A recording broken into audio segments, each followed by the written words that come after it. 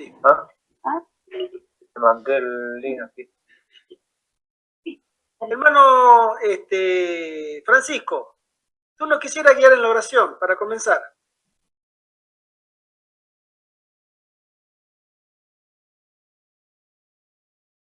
Ya, ¿me escuchan? Sí, ¿tú nos escuchas a nosotros? Sí, escucho. Hermano, tú nos quisieras guiar en la oración para comenzar. Amén. Oremos. Oremos. Querido Padre que estás en el cielo, Señor, una vez más te damos las gracias por este día, te damos las gracias por todas las bondades que nos das, Padre eterno. Te damos las gracias, mi Señor, por este hermoso grupo, mi Señor, el cual da mucha información, Padre eterno, con respecto a lo que viene, mi Señor, y lo que tenemos que hacer, Padre eterno. Bendice a cada uno de los que estamos acá, mi Señor, a las familias que representamos también, Padre eterno. Y también, mi Señor, te pido por el vocero, mi Señor, que unja sus labios, mi Señor, y a nosotros nuestros corazones y nuestros oídos también, que nos unjas, Padre eterno, para entender, comprender y poner en práctica todo lo que tú nos quieres dar, mi Señor, y enseñar, Padre eterno. Gracias, Padre eterno, y te pido también por los que vienen en un corto plazo, mi Señor, a componer esta hermosa reunión, Padre eterno. En el nombre de Jesús te lo agradecemos. Amén, Señor. Amén. Amén. Amén. Amén. Amén. Gracias, hermano. Tenemos dos personas más. Hermana Fer y hermano... y la hermana Tercita. Bien, tenemos hoy un lindo tema. Es un tema muy actual. Ya sabemos, podemos todos participar, preguntar, aportar, opinar, responder. El tema se llama el mensaje de los tres ángeles y los puestos de avanzada. ¿Existe relación? Muchísima. Muchísima. Voy a compartir pantalla porque me he preparado unas diapositivas, ¿sí? Y voy a dar por sentado de que ya están viendo la pantalla, ¿verdad? Sí. Entonces, este mensaje, esta reunión, está principalmente pensada para que nosotros, aquellos que conocemos la naturaleza y el origen de esta plataforma de verdades llamada el mensaje de los tres ángeles, pueda producir en cada uno de nosotros, en la gracia del Señor, un reavivamiento. La Iglesia levantará su estandarte en medio de la crisis que producirá este mensaje. Este mensaje va a ser muy divisorio. Un mensaje que la Iglesia Adventista del Séptimo Día fue levantada para predicarlo. No hay otro movimiento religioso, otra iglesia que tenga esa responsabilidad delante de Dios. Isaías 52:7 nos dice: cuán hermosos son sobre los montes los pies del que trae alegres nuevas, del que anuncia la paz, del que trae nuevas del bien, del que publica salvación, del que dice a Sión: tu Dios reina. Nosotros ante el Señor, mis queridos hermanos, estamos en una situación de gran privilegio y gran responsabilidad. A veces me pregunto por qué no habremos sido integrantes de una de las más de 30.000 iglesias cristianas. 30.000 en el mundo, entre iglesias y grupos religiosos cristianos. Hay quienes afirman que ya superan los 40.000 en el mundo. Pero hay un solo remanente. Y sabemos por la Biblia y por las características que nos da la Sagrada Escritura, que el movimiento adventista, en todas sus esferas, en todas sus formas, es el último remanente del Señor. Y no hay remanente del remanente. Este es el remanente. Por eso tenemos que tomar conciencia, mis queridos hermanos, de que este mensaje se predicará, porque está sentenciado en el cielo, como lo que vamos a leer ahora, los mensajes de los tres ángeles que volaban prestamente. Ellos volaban, Juan los vio. Si Juan los vio es porque sucederá, ¿sí? El mensaje dice así, Apocalipsis 14, verso de 6 al 12. Vi volar por el medio del cielo a otro ángel que tenía el evangelio eterno para predicarlo a los moradores de la tierra, a toda nación, tribu, lengua y pueblo, diciendo a gran voz, temed a Dios y dadle gloria, porque la hora de su juicio ha llegado, y adorad a aquel que hizo el cielo y la tierra, el mar y las fuentes de las aguas. Es el primer ángel. Otro ángel le siguió diciendo, ha caído Babilonia, la gran ciudad, porque ha hecho beber a todas las naciones del vino del furor de su fornicación. O como una vez un pastor me lo dijo, la mejor traducción es de su fornicación con furor. ¿Sí? Y el tercer ángel lo siguió diciendo a gran voz, si alguno adora a la bestia y a su imagen, y recibe la marca en su frente o en su mano, él también beberá del vino de la ira de Dios, que ha sido vaciado puro en el cáliz de su ira, y será atormentado con fuego y azufre delante de los santos ángeles y del Cordero. El humo de su tormento sube por los siglos de los siglos, y no tienen reposo de día ni de noche los que adoran a la bestia y a su imagen, ni nadie que recibe la marca de su nombre. Aquí está la paciencia de los santos, los que guardan los mandamientos de Dios y la fe de Jesús. Amén. Queridos hermanos, si hay un mensaje que tiene solemnidad al final del tiempo, es este mensaje, este triple mensaje. Nosotros estamos en el tiempo del fin desde el año 1844, o técnicamente hablando desde el año 1798, cuando termina, ¿sí?, el reinado de la bestia. Pero cuando nuestro Salvador entró en el cielo, en el verdadero santuario celestial, en la segunda fase del ministerio sacerdotal del santuario, ¿sí?, antes de su regreso a la tierra en su segunda venida en gloria y majestad, este evento en los cielos se conoce como el día del juicio, o la fiesta de la expiación, o el día del perdón. Este evento lo podemos descubrir estudiando las profecías de los 2300 días y las 70 semanas del libro de Daniel en los capítulos 8 y 9, que no será el motivo ahora, por supuesto. ¿Sí? Le voy a pedir acá, a ver, mis hermanos, porque estoy... Ok, ahora sí. No podemos estudiar lo que es el día del juicio, no es el tema de hoy, pero en el año 1844, mis queridos hermanos, como muestra la diapositiva, en el cielo se encuentra un evento por demás importante. El inicio de un juicio divino, al que nosotros llamamos juicio investigador. Es un juicio donde comienzan a abrirse los libros del cielo. En este momento, creemos, en este preciso momento, que en el cielo se está ejecutando un juicio a los muertos. Y por el tiempo que ha pasado, creemos que pronto terminará, porque desde 1844 hasta la fecha, pronto terminará el juicio de los muertos y comenzará el juicio de los vivos. Todo el mundo tiene que pasar por ese juicio. ¿Sí? Este evento está relacionado muy íntimamente con el primer mensaje de estos ángeles, donde dice textualmente, temed a Dios y dadle gloria, porque la hora de su juicio ha llegado. A una iglesia cristiana en el mundo a la que la Sagrada Escritura llama la Odisea, casualmente, en la última fase del cristianismo, se entra en una fase llamada, en forma simbólica, como el nombre de una de las iglesias fundadas en la primera generación, que era la iglesia de la Odisea. Y nosotros sabemos muy bien qué significa la iglesia del juicio, o el pueblo del juicio, o el pueblo juzgado. Acá el pastor conoce muy bien el griego y él tiene también su...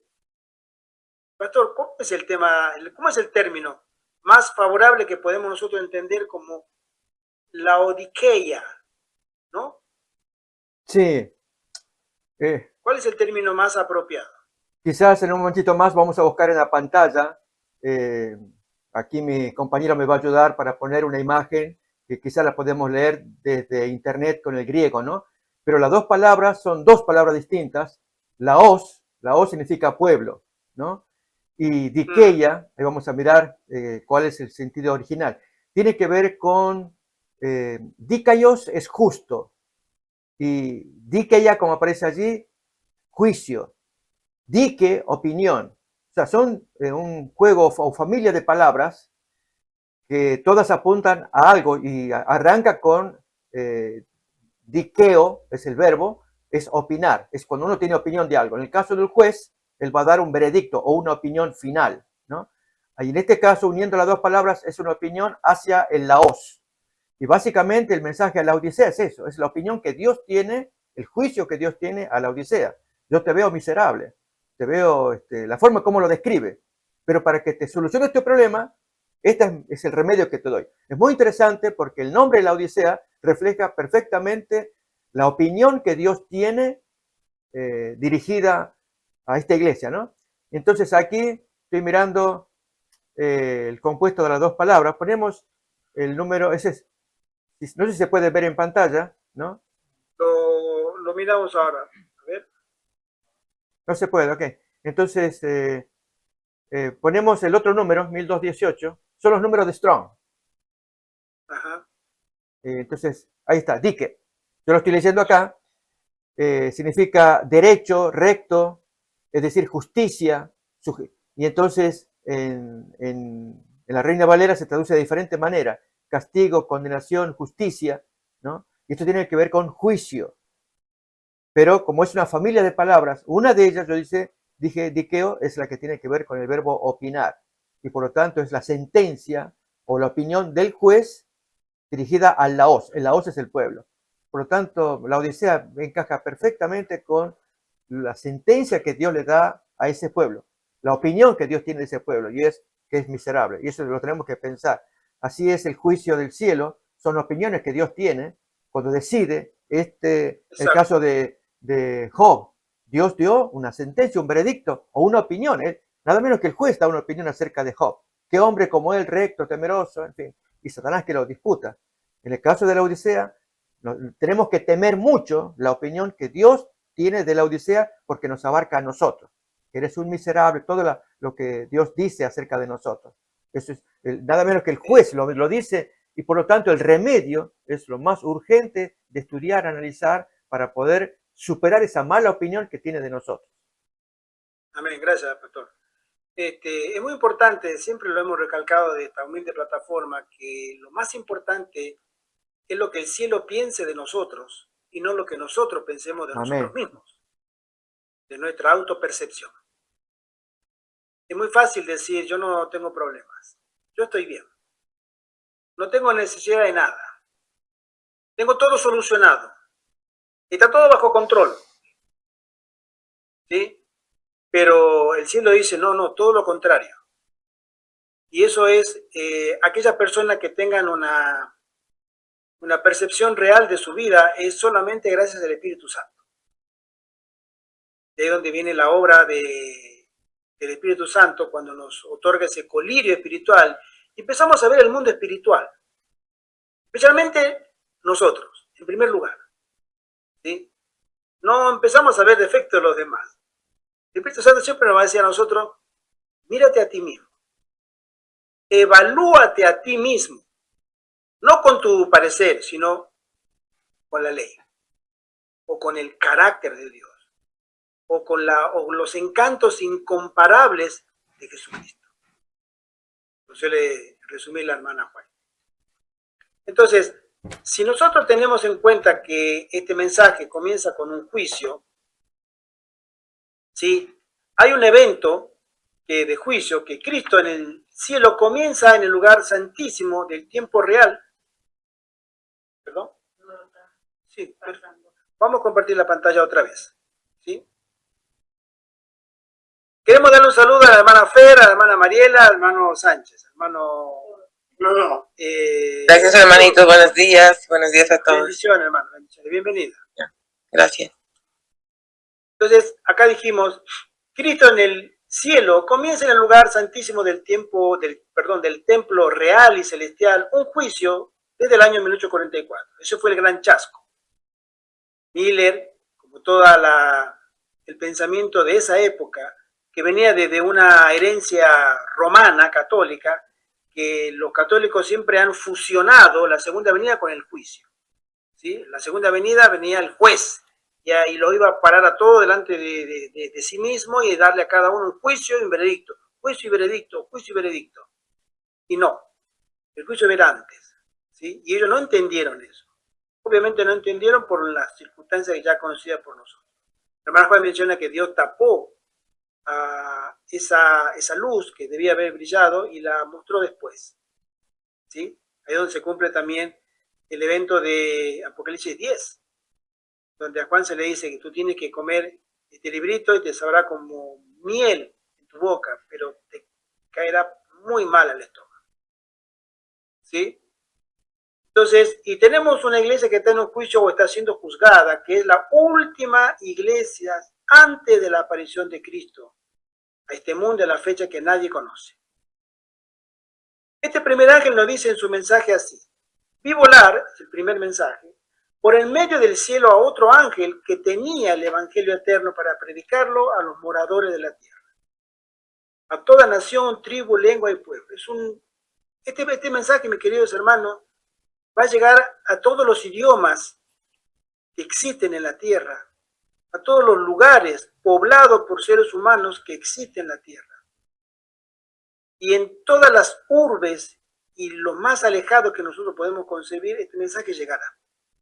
No habrá un lugar donde haya un ser humano que no pueda escuchar este mensaje. Este mensaje dice, diciendo a gran voz, teme a Dios, dadle gloria, porque la hora de su juicio ha llegado, y adorad a aquel que hizo el cielo, la tierra, el mar y las fuentes de las aguas. Nos regresa a la verdadera adoración. Este juicio nos traslada desde lo que era Babilonia, la falsa adoración, a un llamado a la verdadera adoración de lo que es tener en nuestra mente que la única verdadera adoración se le puede dar a Dios el Creador.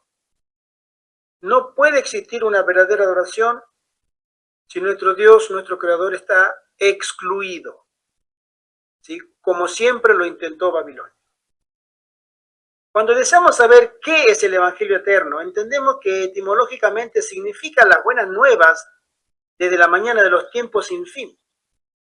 Es el plan de la redención. Al final del tiempo nos llega la buena nueva desde el comienzo de la creación y antes. Un plan ideado para salvar a todas las personas que deseen ser salvadas. ¿Sí? Este mensaje que antes de la fundación del mundo ya estaba preparado para que mortales, lo he anotado de esta manera, como tú y este servidor, pudiésemos ayudar en ser vasos santos, a predicar que Dios es amor, enviando a su Hijo a morir por nosotros, que Dios es poder, porque solo en su nombre podemos vencer, que Dios es misericordioso, porque nosotros no tuvimos la oportunidad que tuvieron cada uno de los ángeles que en el cielo abandonaron su dignidad y se rebelaron contra Dios, siguiendo al padre de toda mentira, a Satanás, y que uno por uno hizo esa elección allí en el cielo. Nosotros no hemos elegido nacer en este mundo. Y sin embargo nos encontramos con un mundo muy mal y cada vez peor. No hemos elegido tener una naturaleza caída. Vinimos así, hemos nacido así.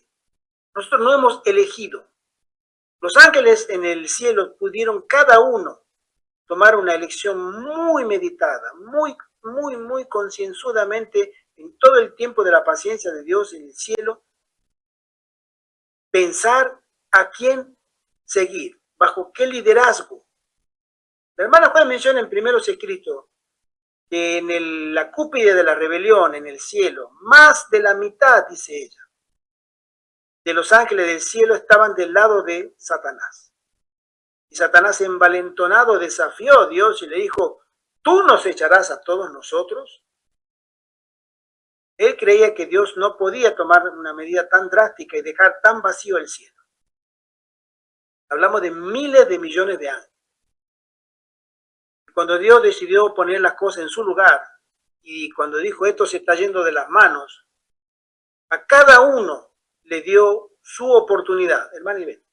El hermano Francisco hace un comentario, dice, ¿este mensaje es solo de la iglesia adventista? Una pregunta. Porque hemos escuchado a un personaje hace algunos años atrás dar este mensaje y no tiene religión. Es más, es un ateo que solo tiene un programa de televisión, pero tenía muy buenos temas de vez en cuando. Ese era Salfate, ¿verdad? Salfate, ¿no? Perfecto, sí, sabemos quién es. Resulta Exactamente, Salfate. Sí. Resulta, hermano, te cuento que este hombre, lo conocemos porque tiene a veces lindos programas, muy excéntricos también, ¿no? Sobre temas, es muy ilustrado, por supuesto, pero él habla también, hago un paréntesis para responderle al hermano, es un programa televisivo de la televisión chilena, donde habla de actualidad, es un hombre con una típica gorrita, ¿sí?, que lo caracteriza. Este hombre ha sido informado o ha sido, digamos, instruido por adventistas del séptimo día, porque él, deseoso de conocer lo que la Biblia realmente quiere decir al final del tiempo, con respecto a la profecía, él en su programa también menciona la profecía de Daniel capítulo 2, la estatua y la sucesión de reinos. Es una interpretación adventista. ¿Sí? Él la toma de los adventistas. Hace también una explicación de lo que es Roma a través de los siglos, como el anticristo. ¿Sí? Esa fue una posición protestante, ¿sí?, obviamente de la experiencia y del estudio de la Biblia de John Huss, Tyndale, Lutero y todos los reformadores. Todos tenían en común, todos los reformadores tenían en común que el anticristo, el hijo de perdición, el cuerno pequeño, todos representaban a Roma. Con el paso de los siglos, eso se fue dejando de lado. Pero al comienzo de la misma reforma protestante, en el siglo XVI, siglo XVII, todos pensaban, la única iglesia que ha mantenido el espíritu protestante al día de hoy sigue siendo la iglesia adventista del séptimo día.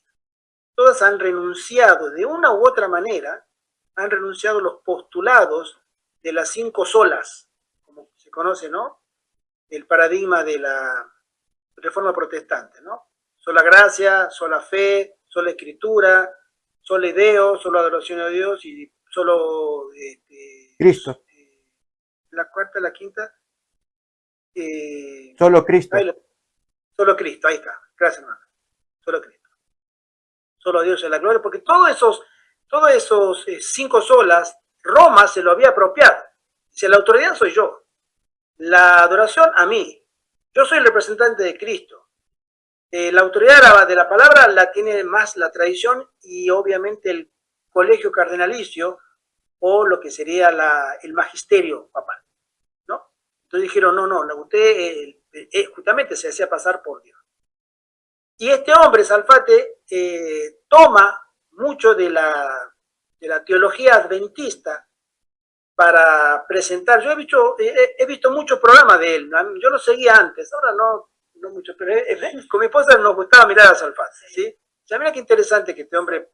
Y él lo dijo en el programa, él lo dijo, dio el nombre del señor adventista que lo había ilustrado, que le había dicho todo, porque él, claro, para presentar un tema lo investiga primero. Exacto. Y él dijo, el señor fulano de tal, que es adventista del séptimo día, él me explicó, él me dio todos estos datos y me corroboró todo lo que yo estoy diciendo. Con la historia. Exacto, con la historia. Incluso él presentaba las diapositivas, que son adventistas, uno las ve en los estudios bíblicos, en libros adventistas, o en programas adventistas, la torre de Babilonia, ¿no?, de 66 pies, ¿no?, de la cabeza de oro, los pechos de plata, etcétera. él la presenta en su programa, ¿no? Como la sucesión de los reinos, donde ahí aparece, en los pies aparece Roma, la Roma papal. Eso sí, pero él no hace un estudio objetivo, sino que lo toma de los adventistas. Bien, entonces, muy buen programa, pero a veces se iba de tema porque se empezaba a hablar de los ovnis, empezaba a hablar de las abducciones y de muchos temas que son, incluso de las posesiones demoníacas, o sea, algo, siempre temas de mucha audiencia, por así decirlo, ¿verdad? Entonces, bien, entonces continuamos. Decíamos que la buena nueva desde la mañana de fin de los tiempos sin fin, este mensaje que antes de la fundación del mundo ya estaba preparado para que mortales, como nosotros, si pudiéramos tener en cuenta. Satanás comentaba antes de hacer la interrupción, la hermana Juárez menciona que tenía más de la mitad de los ángeles de su lado. Y Dios dijo, a uno por uno, tú tienes que hacer la elección. O lo sigues a él o te quedas con nosotros. Y ahí se equilibró de nuevo. Muchos millones de ángeles volvieron de nuevo a Dios. Y otros, obviamente, no quisieron. Y ahí fue donde se produjo lo que nosotros conocemos como en Apocalipsis 12, que dice, se produjo una gran polamos, una guerra. Pero fue una guerra, palamos, una guerra que no fue una guerra como nosotros la conocemos, sino de ahí viene la palabra polémica, una gran discusión en el cielo, ¿sí? Y esa discusión se tornó irreversible por los postulados de cada uno. Satanás no quería inclinarse, no a Dios, no quería inclinarse ante Cristo. Él fue, Cristo, el gran enemigo de Satanás y lo sigue siendo.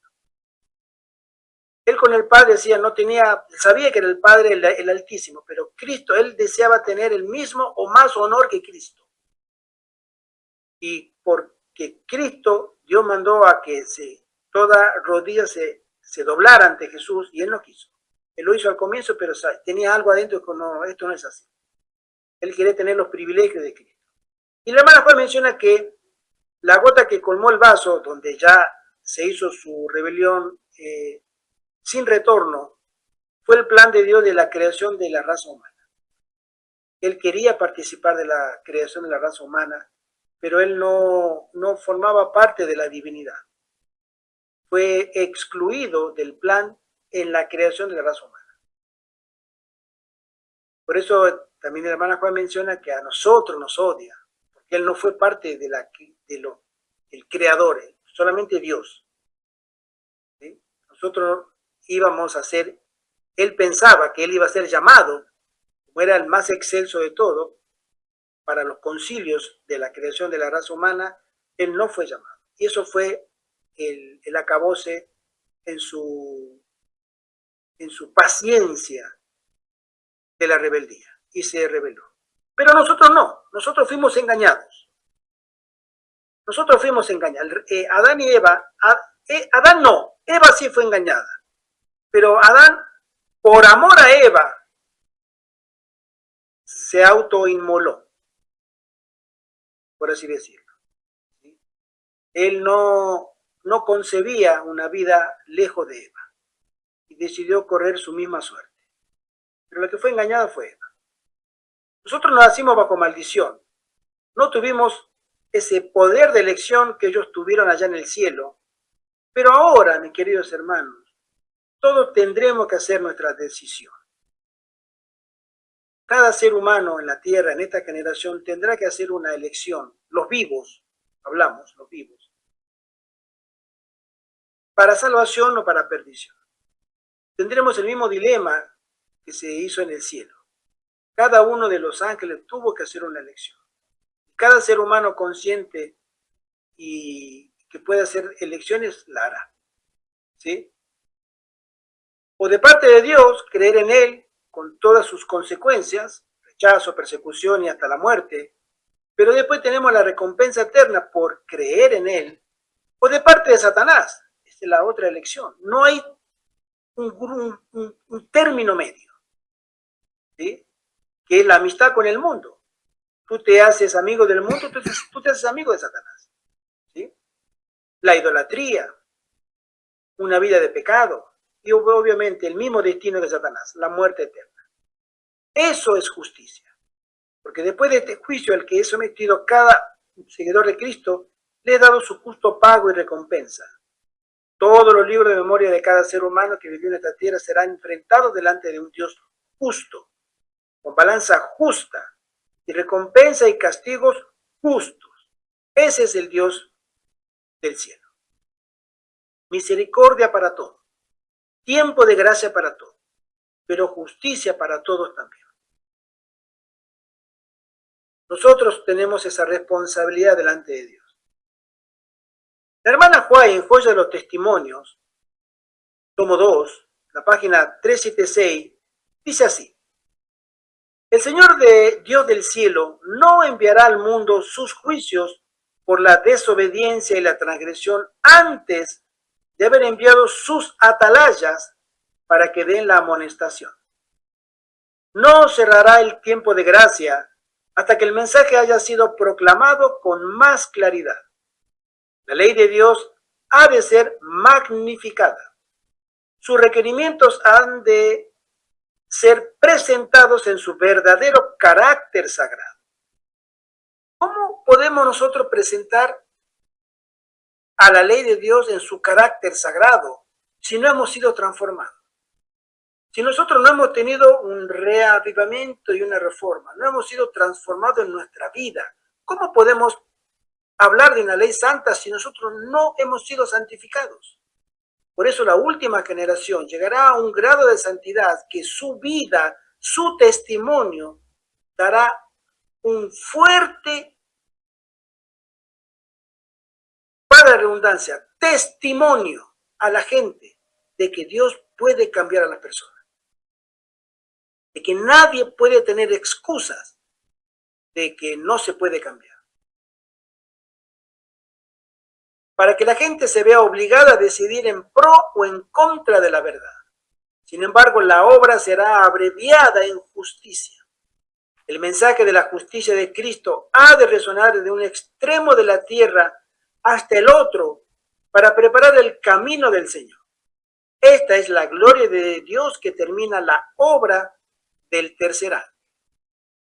Hay pastores adventistas que dicen que el mensaje de los tres ángeles es la justicia de Cristo. Es verdad.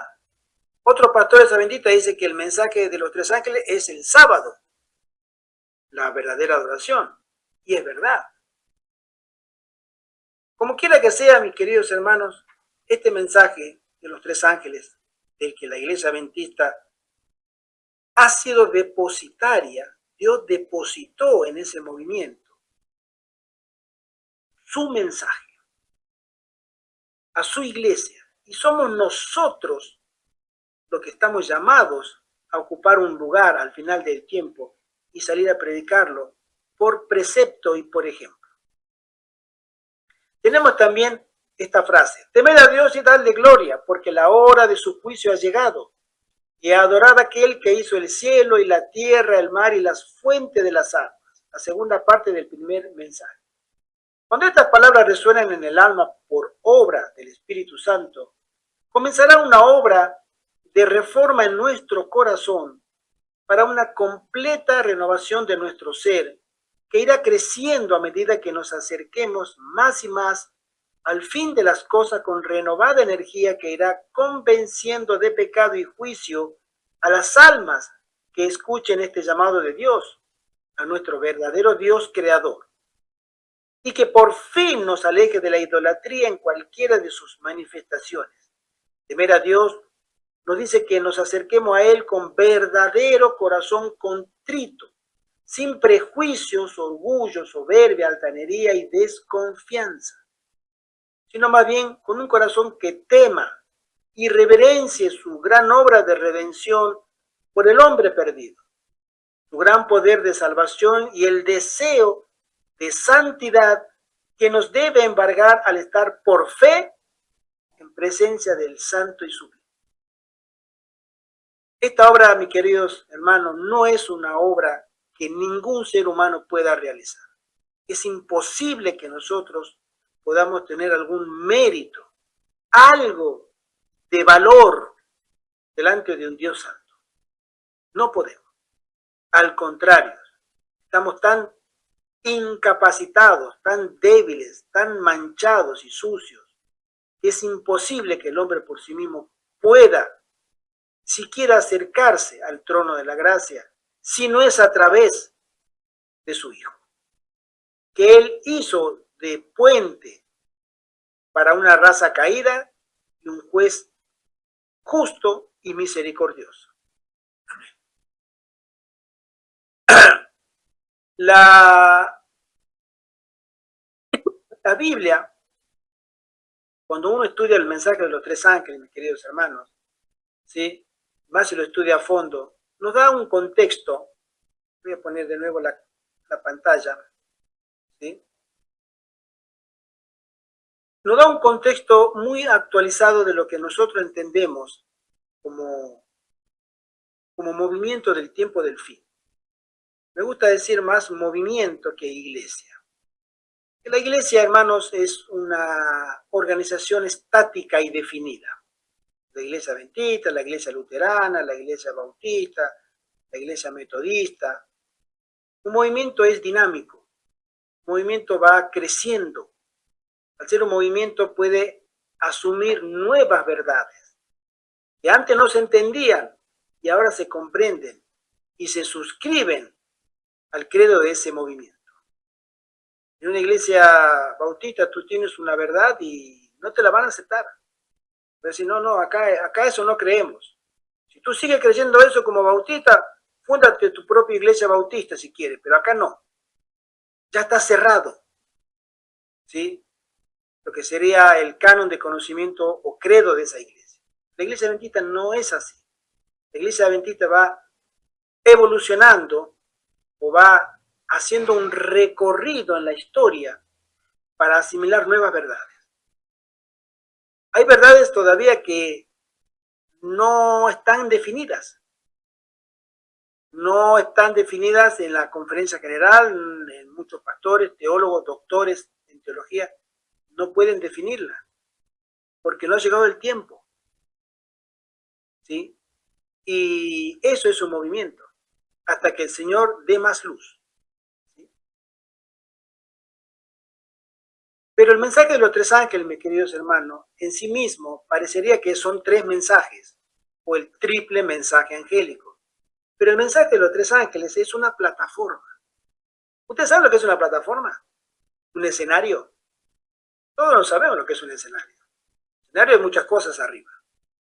Bueno, el mensaje de los tres ángeles es una plataforma de verdad, donde desde el mismo santuario celestial, del lugar santísimo, desde el arca del pacto, emanan luz, conocimiento, verdades, que hasta ese momento, 1844, estaban olvidadas, que obviamente la obra del hijo de perdición había logrado hacer durante 1260 años o más, ¿sí? Allá en el cristianismo primitivo, en adelante, pero que volvieron a salir a la luz por medio de un estudio muy concienzudo, muy piadoso, de hombres y mujeres piadosos, y que empezaron a entender, especialmente, por ejemplo, el santuario.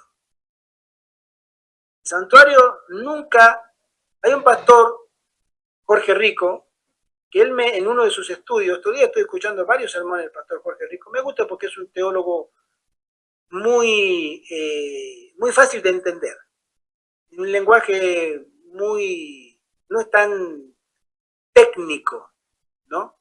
Es muy fácil de entender. Y él en uno de sus sermones dice que la iglesia cristiana primitiva, los registros escritos de la iglesia cristiana primitiva y el santuario llegan hasta el año 150, 160 después de Cristo. De allí en adelante empieza a haber un silencio escritural de los padres de iglesia llamados, donde ya no se menciona más el santuario. El santuario, ya sea el judío, el santuario, no se hablaba del cielo, pero como había sido destruido Israel por Roma hacía 70, 80 años, y la liturgia del judaísmo quedó en el olvido, entonces se perdió de vista por generaciones el concepto, la noción de santuario. Esto es lo que Daniel dice en capítulo 7, que echaría por tierra el santuario, ¿sí? Lo haría desaparecer de las mentes de los hombres. Y no aparece el tema del santuario, o sea, no hay escritos en el año 300, en el año 500, en el año 600, en el año 800, no hay escritos de padres de iglesia en el cristianismo que hablen del santuario. Hasta que después del chasco comienza a estudiarse qué pasó en el chasco, por qué no vino Jesús. Hasta que este granjero mira el día 23 de octubre, ya a la madrugada, pasando por el maizal, como una visión, ¿sí? Donde Jesús pasaba de un lugar a otro, ¿sí? Y ellos entienden, pero ¿cómo que pasó de un lugar a otro? ¿No estaba sentado en un trono? ¿No estaba sentado, como dice la Escritura, sentado en un trono y reinando? No, lo vi pasar de un lugar a otro, con unas vestiduras sacerdotales. ¿Y qué será? Y empezaron a estudiar y descubrieron el santuario. Ese fue Giranetzo. Entonces empezaron a estudiar el santuario. Y cuando vieron que había en el cielo un santuario, entonces dijeron, esto cambia todo. Nosotros no sabíamos que había un santuario en el cielo. Creíamos que el santuario era la tierra, o que estaban en la Palestina, en Medio Oriente. Pero, y la Biblia es muy explícita. Hebreos, el Nuevo Testamento, ¿no? Apocalipsis, hablan detalladamente del santuario. Entonces se dan cuenta de que había que estudiar más todavía y empezaron a salir verdades tan preciosas que dijeron, es increíble lo que estamos descubriendo. Y el mensaje de los tres ángeles empezó a tener forma en esas primeras mañanas, esas primeras tardes, primeros días después del chasco, ¿sí? No solamente se habla de lo que se dicen textualmente las palabras que leemos en estos versículos, del verso 6 al 12, sino que nos llevan a estudiar profundas y olvidadas doctrinas que están todas en la Biblia, para que sepamos que en la hora del juicio que se abre a las naciones y al pueblo de Dios, se harán sobre la base de solemnes verdades que el cristianismo nominal olvidó y no desea que se prediquen. De allí es que surge el término el falso profeta. El falso profeta no quiere, no acepta que se estudien estas verdades. Todo el evangelismo, después de 1844, cuando no quiso avanzar en estudiar la palabra de Dios, dijeron, no, esto fue un engaño, esto es fanatismo. Todas las iglesias volvieron de nuevo. Es ahí donde un pequeño grupo decidió estudiar. ¿No, Gustavo? Levantaste la manita. Quisiera dar un aporte que puede ser de interés con respecto al tema de los padres de la iglesia y aún incluso los apócrifos en relación al día de expiación de Levítico 16, ¿no? Era un tema tan importante, el santuario en sí es un tema en sí importante, pero para nuestra época cobra más valor el tema del día de expiación, el Yom Kippur, ¿no? El día del perdón, que aparece descrito en Levítico 16. Lo interesante es que en la historia cristiana aparecen dos evidencias, al menos muy claras, de padres de la iglesia que buscan interpretar el tema de los dos chivos de de Levítico 16. Uno es Justino Mártir, en su libro Diálogo con Trifón, ¿no? Él publica en el capítulo 40, así que es una referencia importante para ver cómo se desvió la interpretación cristiana sobre el santuario y particularmente el día de expiación. Entonces, este Justino Mártir, él muere mártir en el año 165 en Roma, ¿no? Lo decapitan y publicó interesantes obras a favor del cristianismo, la Apología 1, la Apología 2, pero el Diálogo con Trifón quizás sea el libro más importante porque trata del tema del sábado. Él condena absolutamente el tema del sábado, condena al judío, Trifón era un judío.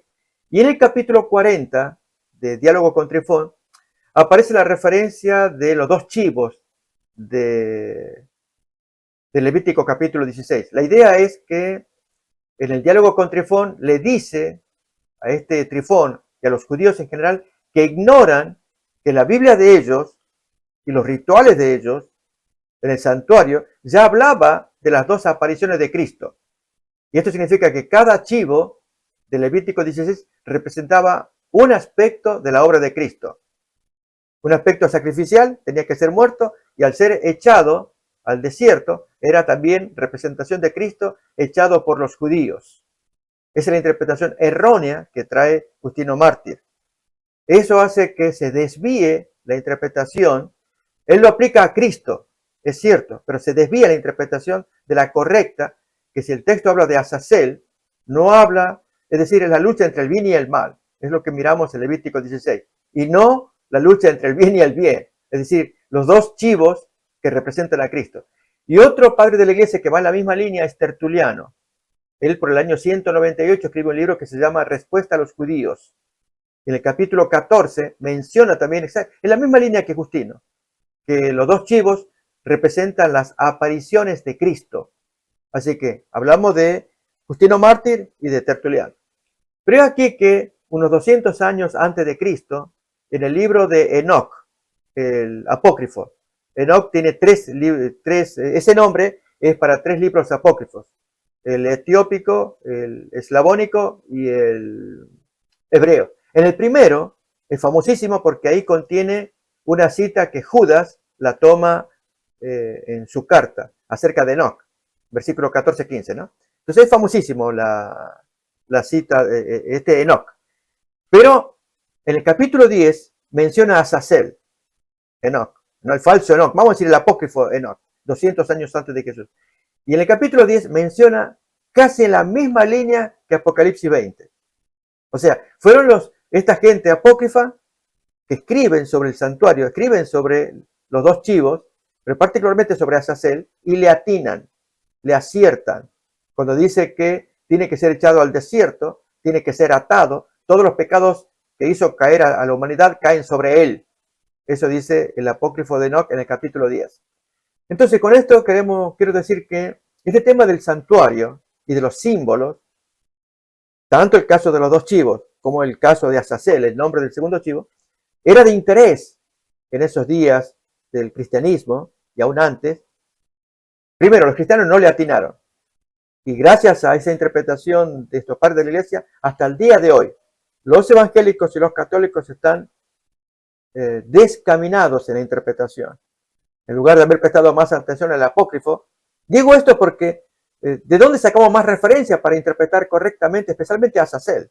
Hoy ya en la literatura judía se acepta que Azazel es el nombre para los demonios, para un demonio en particular, para Satanás. O sea, a nosotros nos queda claro esto en Apocalipsis 20, pero especialmente a partir de los dos chivos de Levítico 16. En otras palabras, yo doy gracias a Dios por la luz que ha dado al pueblo adventista para interpretar el santuario, pero particularmente la doctrina del día de expiación, que es sumamente importante, y especialmente cómo termina ese día de expiación. Es que se limpia el santuario que se había ensuciado todo el año, que al sacrificar los corderos, en Levítico 4 dice qué tipo de animales, qué tipo de pecadores y en qué cuernos de ambos altares debía depositarse la sangre culpable, ¿no? Estaba el altar exterior del atrio, el altar de los holocaustos, y el altar interior, el altar de la oración. Los dos tenían respectivos 4 cuernos en sus costados, ¿no? Y en Levítico 4 dice qué tipo de animal, que era el becerro o chivo o chiva, y qué tipo de pecador por el cual se debía ofrecer. Si era por el sacerdote o la congregación, o si era un líder, o si era un individuo, ahí se explica, ¿no? Y entonces poner la sangre en los cuernos. Eso era ensuciar el santuario 364 días al año. Era transferir el pecado al santuario. Así también en el antitipo, nuestros pecados son transferidos al santuario del cielo. Pero hacía falta ahora la limpieza. Y era sacar los pecados del santuario y sacarlos y ponerlos en la cabeza del culpable. Y al sacarlo era el servicio del día de expiación con el primer chivo que era sacrificado.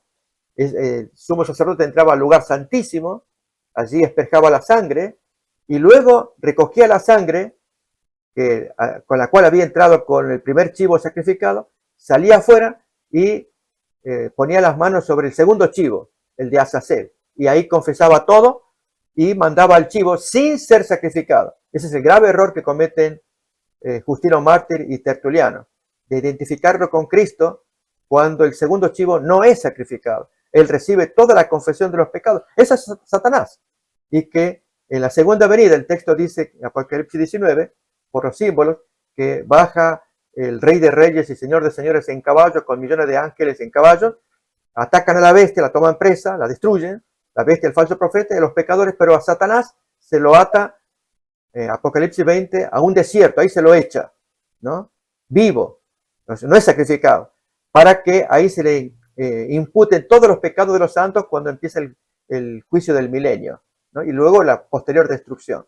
Entonces, yo digo, ¿cómo deberíamos como pueblo adventista volvernos al santuario, mirar la simbología, estudiarla, dominarla, relacionarla con Apocalipsis, dar luz a la gente? Y tal como Jesús dijo cuando hace el juicio a las naciones, se dirige a los buenos y a los malos. A los buenos, venid, benditos de mi Padre, heredad del reino preparado para vosotros porque tuve hambre, etc. Pero los malos, y vosotros malditos, id al fuego preparado para el diablo y sus ángeles, no para ellos. El fuego no es para el ser humano, es para Satanás. Pero lamentablemente, por haber seguido a Satanás, el fuego también los abarca a ellos.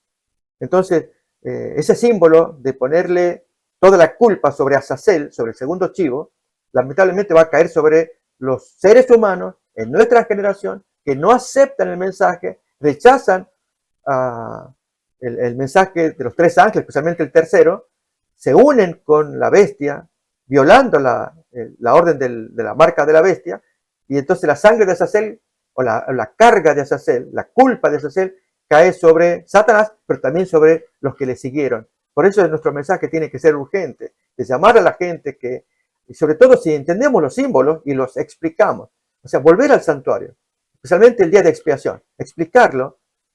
Hay diapositivas sobre el tema, que los hermanos vean, los evangélicos especialmente, el grave error que cometieron al seguir la línea de Justino Mártir y Tertuliano, ¿no? Del siglo II. Y hoy, ¿cómo lo explica la iglesia adventista? ¿Cómo lo entendemos? Y ahí encaja toda la armonía entre el día de expiación con el mensaje, especialmente de Apocalipsis, y nosotros llevando adelante esta luz al mundo entero. Amén, gracias, pastor, gracias. Hay una consulta que el hermano Francisco, sí. Leo un mensaje que envió la hermana Yanira antes. La obra transformadora del Espíritu Santo es la más importante y lo que todos necesitamos. Amén. Amén. El hermano Francisco pregunta, pastor, ¿los apócrifos mencionados debe ser, no son los que salen en las Biblias católicas? Buena pregunta. No, tenemos que hacer diferencia entre los apócrifos y los pseudoepigráficos. En el caso de los católicos, a los apócrifos les llaman deuterocanónicos. Significa de autoridad de segunda mano, o autoritativos de segunda, o inspirados de segunda mano, deutero y segundo. Y esos deuterocanónicos, o apócrifos para nosotros, son los que están en la Biblia católica derivados de la Septuaginta. La Septuaginta es la traducción griega del Antiguo Testamento hebreo, ¿no? Y entonces allí se le agregaron cerca de 10 libros, Judith, Tobit, primero de Macabeo, segundo de Macabeo, porciones de Esther adicionales, porciones de Daniel adicionales, Eclesiástico, etcétera, ¿no? Esos libros están en la Biblia católica y los católicos les llaman deuterocanónicos, queriendo con ello decir que también son de autoritativos, pero de segunda mano. Están en la Biblia católica. Nosotros decimos, no, son apócrifos. Pero estos otros que yo cité, el de Enoch, ese es pseudoepigráfico.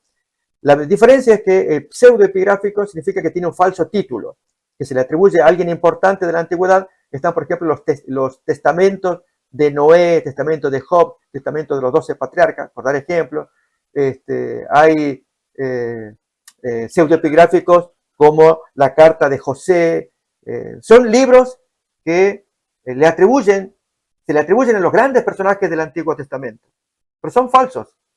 felizmente los judíos reconocen que no son inspirados y por lo tanto los tienen en una categoría separada.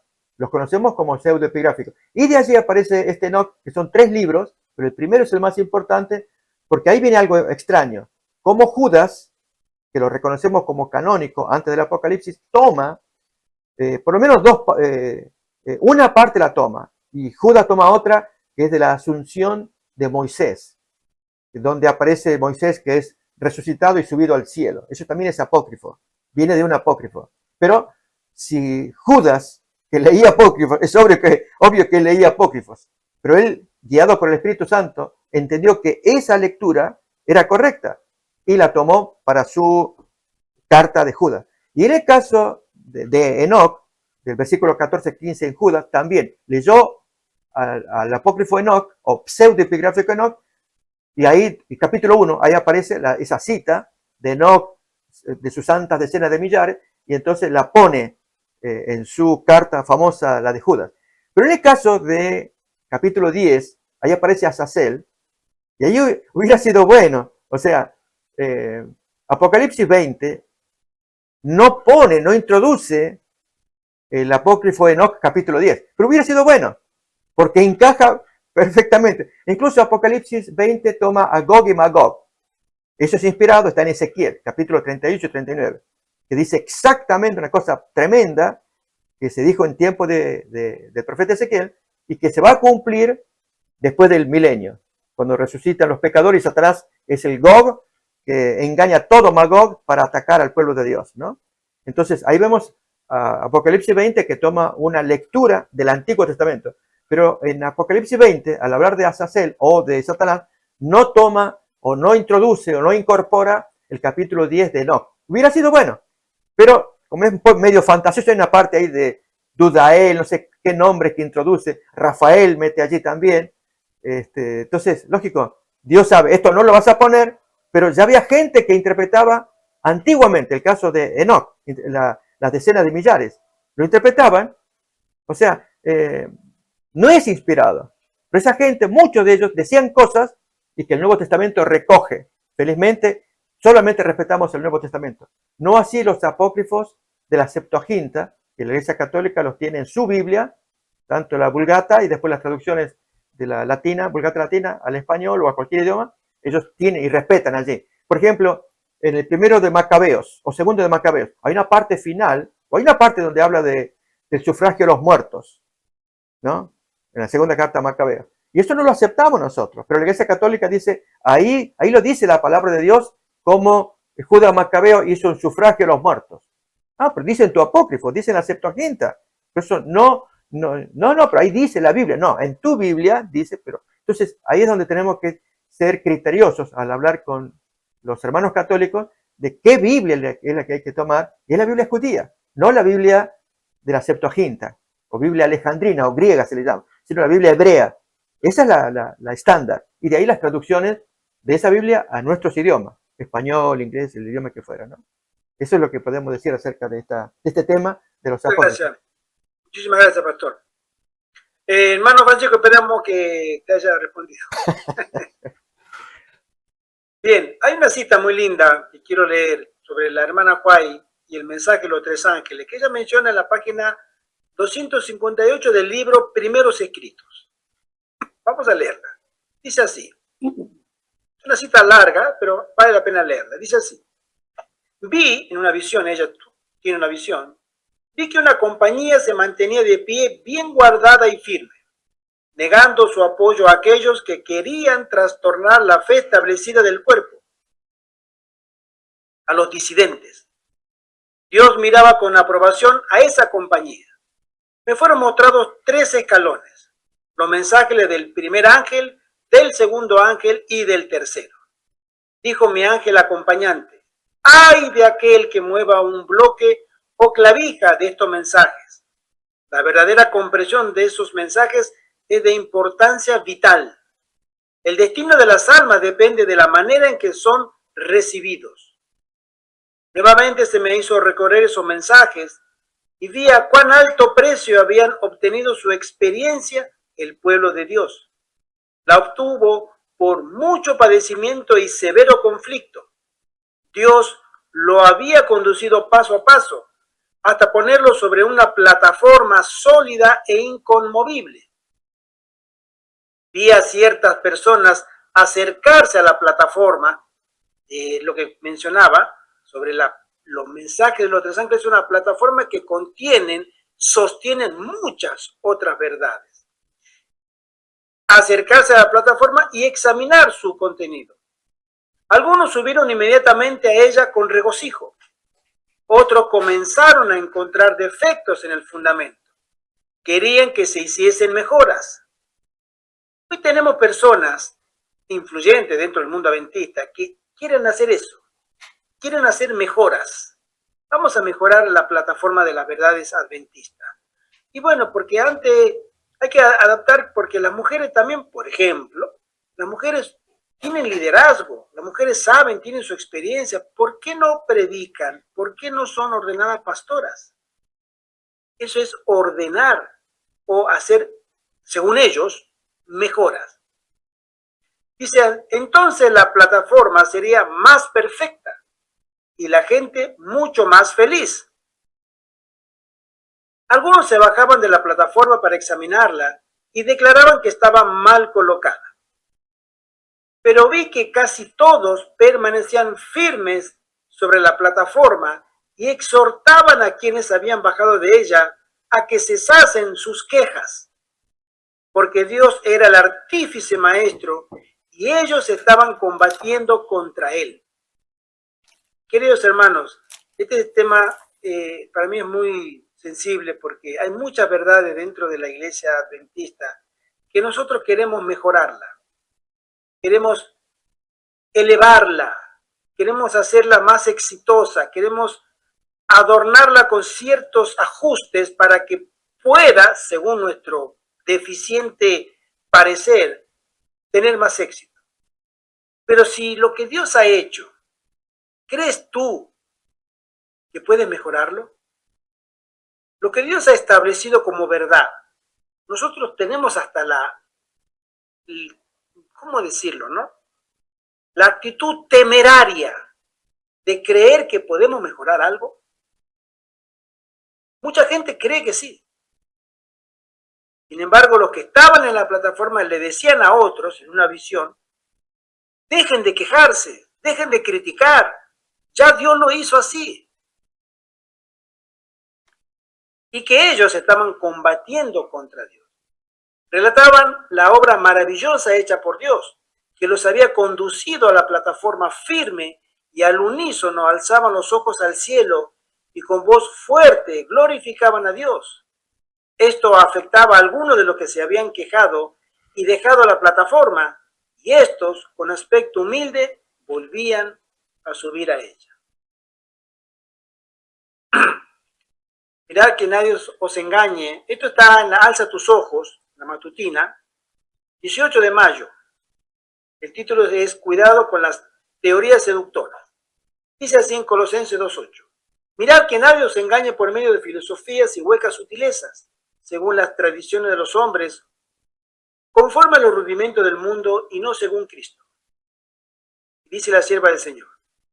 En este tiempo, es decir, en los días finales de la historia de esta tierra, debemos hacer un estudio especial del libro del Apocalipsis. ¿Por qué? Porque describe escenas con las que hemos de encontrarnos. Necesitamos comprender qué es lo que nos separa y cómo enfrentarlo. Debemos conocer qué esfuerzos deben hacerse, de tal manera que en este tiempo peligroso no seamos sorprendidos por las estratagemas del enemigo. Sabemos que el último gran conflicto será el esfuerzo más decidido de Satanás para cumplir sus propósitos. Vendrá no solamente como león rugiente, sino como seductor, revistiendo el pecado con hermosas vestimentas de luz, a fin de poder capturar en su trampa a los seres humanos. Y continúa, el Señor quiere que comprendamos que es de la mayor importancia en estos días que nos mantengamos sobre la plataforma de la verdad eterna. Los que piensan que la iglesia militante es la iglesia triunfante cometen un gran error. La iglesia militante obtendrá grandes triunfos, pero también tendrá fieros conflictos con el mal para poder establecerse firmemente sobre la plataforma de la verdad eterna. Y cada uno de nosotros debiera estar decidido a permanecer con la iglesia sobre esa plataforma. Es una escena que pasó ante mí. Vi cierta obra hecha por los médicos misioneros. Nuestros hermanos dirigentes la contemplaban, observando lo que se hacía, pero no parecían comprenderla. Allí la hermana Juárez hace una diferencia sobre lo que es la iglesia o la dirigencia y los obreros que se dedican a hacer la obra médica misionera. Sí. La hermana Mariela pregunta, hermano Gerardo, ¿por qué las mujeres no pueden ser pastoras y predicar? ¿Hay alguna base bíblica para eso? Porque he visto que otras denominaciones tienen mujeres en posición de liderazgo. Gracias. Sí, hermana. Vamos a darte un punto de vista bíblico. El ser líder no es ningún inconveniente. Sabemos que hubo mujeres líderes en el Antiguo Testamento, hubo mujeres líderes también en el Nuevo Testamento.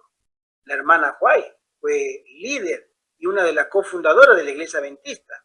Ella predicaba. No tenemos ningún inconveniente con que las mujeres prediquen.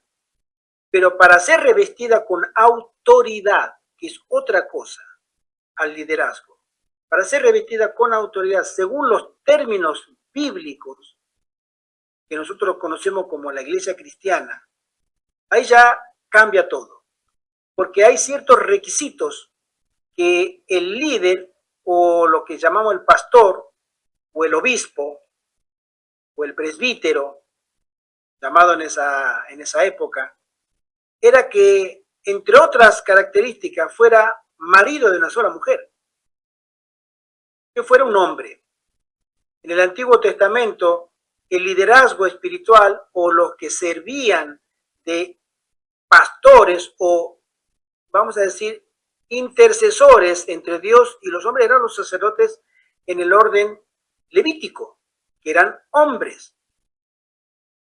Nosotros personalmente nunca me opondría a que una mujer se tomara el tiempo de dar una prédica. Hay mujeres que predican muy bien, ¿sí? Pero para Dios el tema de la autoridad no es sinónimo de liderazgo. La autoridad corre por otro lado. La autoridad se le da al hombre porque hay una imagen, un modelo, un tipo, que Pablo nos dice que así como el hombre es cabeza de la mujer, ya desde el Edén hay una sentencia de autoridad. Así Cristo es la cabeza del hombre, ¿sí? Y Dios es la cabeza de Cristo. Es decir, ese orden jerárquico es del cielo. No es un invento de la iglesia cristiana o de las iglesias contemporáneas, ni mucho menos de lo que sería la iglesia adventista. Es una moda contemporánea donde obedece a una agenda que no es cristiana, pero que trata de destruir los fundamentos tanto de la familia como de la iglesia cristiana al final del tiempo. No me voy a entrar mucho en detalle, tenemos para hacer, pero considero que este debate ha estado dentro de la iglesia adventista. Sabemos nosotros que hubo 3 votaciones en diferentes congresos generales de la iglesia adventista en el año 90, en el año 95, en el año 2015, donde se le preguntó a todo el mundo adventista, a los representantes delegados, que votaran si era viable que la mujer, porque había una nueva moda, no sé si cabe la palabra moda, sino una nueva orientación, un nuevo impulso, ¿sí? Que no era cristiano, ¿eh? Esto es una agenda, como la agenda de lavarle la cabeza a los niños y hacerlos, hormonarlos, o la agenda LGBTQ, etcétera. Esas son agendas, ¿sí? Bueno, esta también es una agenda. para minar los fundamentos de la sociedad occidental y cristiana. Eso es básicamente eso. Entonces, tratar de deconstruir lo que se construyó a través de 2000 años para reimplantar en la sociedad otros pilares, ¿sí? Para que pueda haber un mayor control. Y se tiene que atacar especialmente a la familia y a las creencias. Si tú doblas o tú quitas los pilares de la familia y los pilares de las creencias religiosas que están establecidos, tú puedes hacerle creer a las masas lo que tú quieras. Pero primero tienes que deconstruir lo que está construido. De ahí viene la agenda woke, la agenda gay, la agenda LGBT, la agenda de la 2030, la agenda feminista, la feminazis, todo eso. Eso es deconstruir lo que se ha construido primero. Y después vendrá todo lo demás. Pero son agendas políticas, ¿sí? Políticas y religiosas.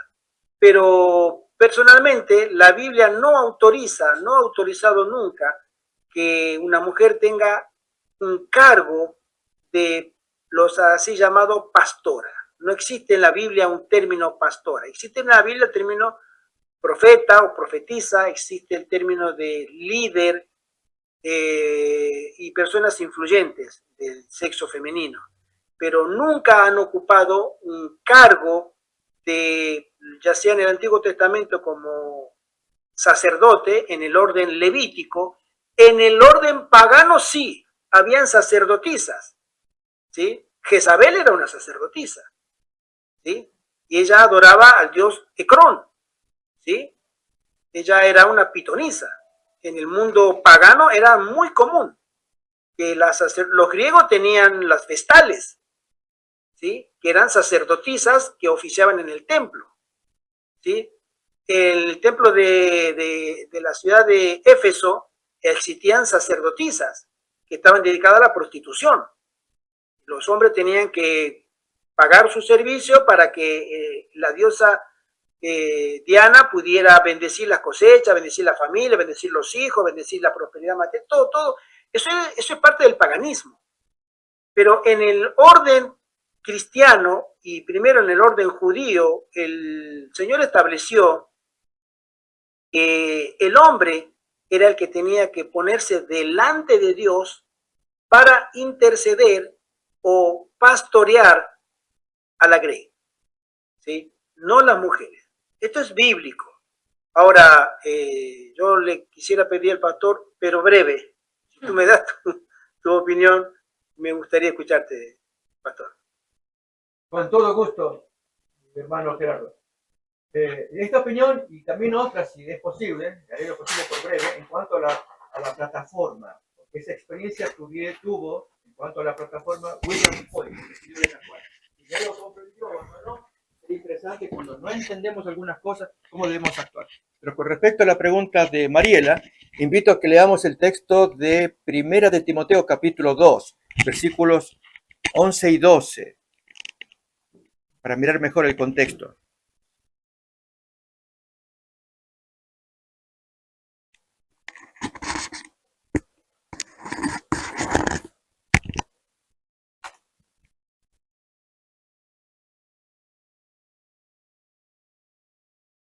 Dice allí, la mujer aprenda en silencio con toda sujeción, porque no permito a la mujer enseñar ni ejercer dominio sobre el hombre, sino estar en silencio.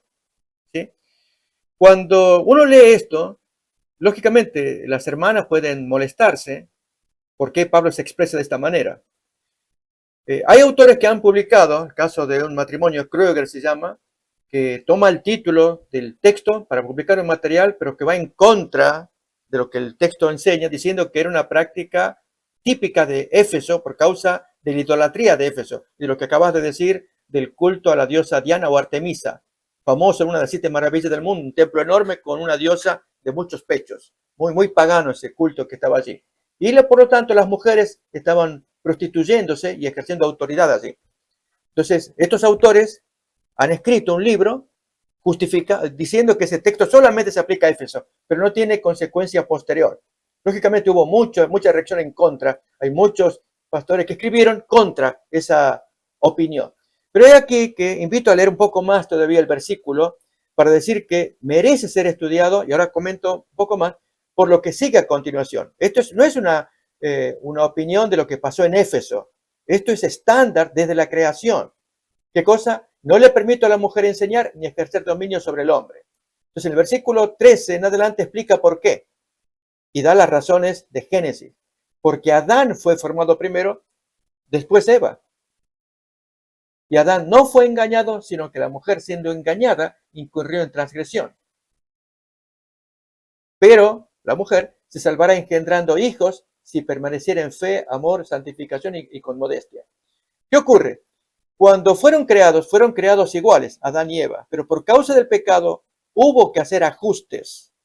Y entre esos ajustes está el tema de la autoridad, por causa del pecado. Uno tiene que prevalecer sobre el otro. Y Dios dispuso, por eso aparece en Génesis capítulo 3, 16, cuando le habla a la mujer acerca de las maldiciones que se vienen. Tú darás a luz en tales condiciones, multiplicaré en gran manera los dolores en tus preñeces, con dolor darás a luz tus hijos, y tu deseo será para tu marido, y él se enseñoreará de ti. A la mujer la creó, o sea, la condicionó después del pecado, porque la creó bien, y Adán lo creó bien, pero por causa del pecado hubo que poner condiciones. Y esas condiciones, una de ellas es la profunda dependencia, apetencia, ansia, necesidad que la mujer tiene del varón, que no es lo mismo del varón a la mujer. ¿Por qué las mujeres cuando son jóvenes andan pensando en matrimonio?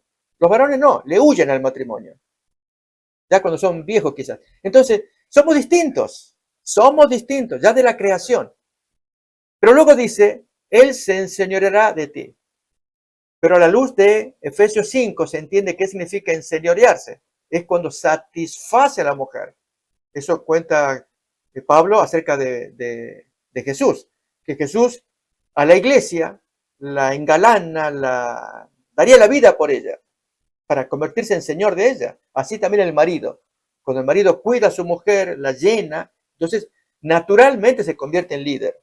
Ese fue el sentido original de ese texto de Génesis 3:16 y la explicación que Pablo va a dar en Efesios 5.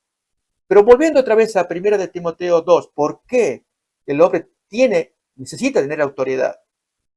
En el versículo 12, cuando dice que no le permito a la mujer enseñar primero, ni ejercer dominio sobre el hombre, para que se lo entienda bien, no es que la mujer no pueda enseñar, porque aún en el texto de 1 de Corintios 14, cuando le toca hablar acerca de las profecías, o incluso el mismo capítulo 11, también habla de la mujer, y que la mujer se le da el cabello cuando tiene que orar y todo eso.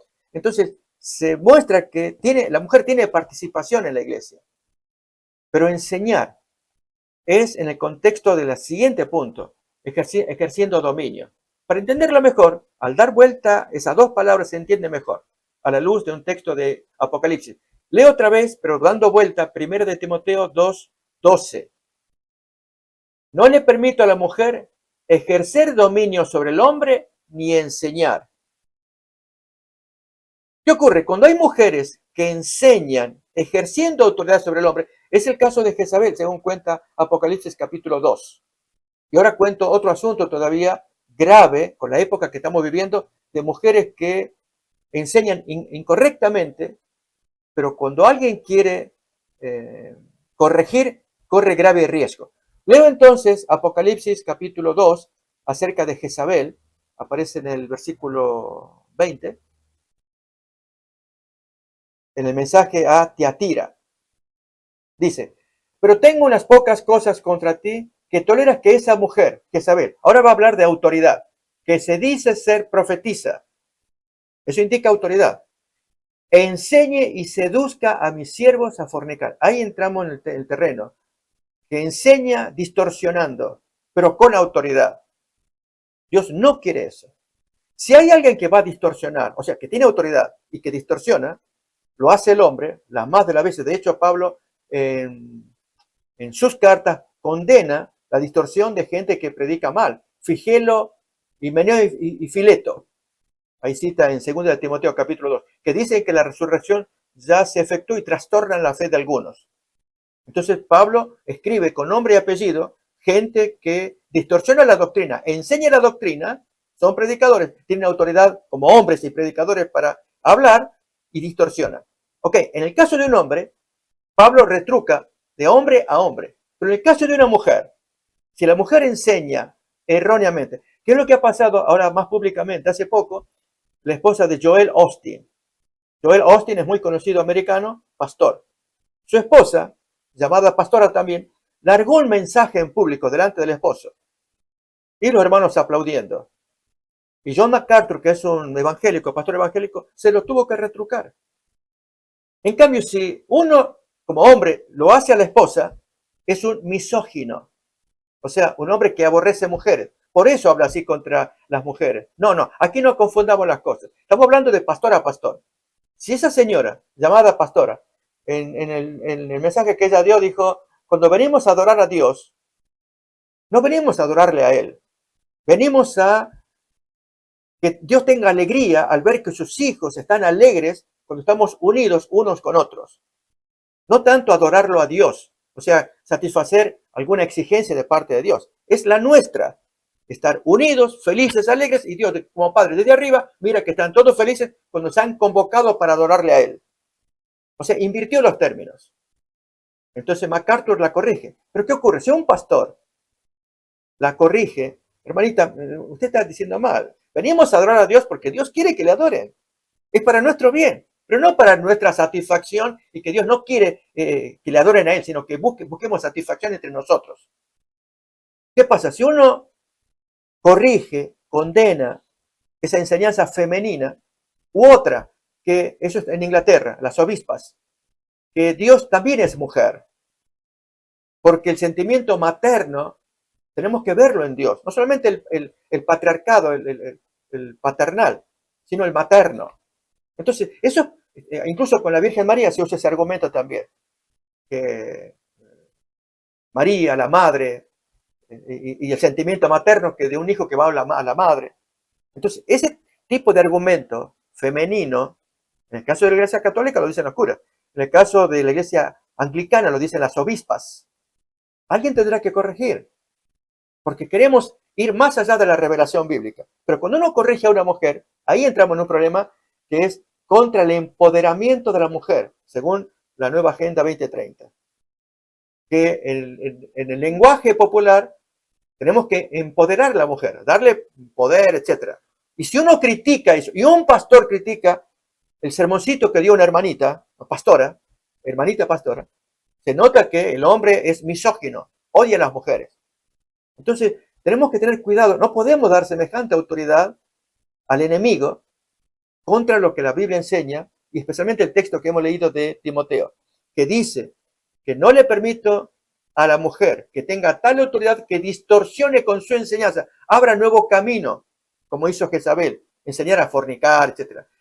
Hay pastoras o predicadores, dijiste bien, Gerardo, y es correcto. Predicador y pastora no es lo mismo.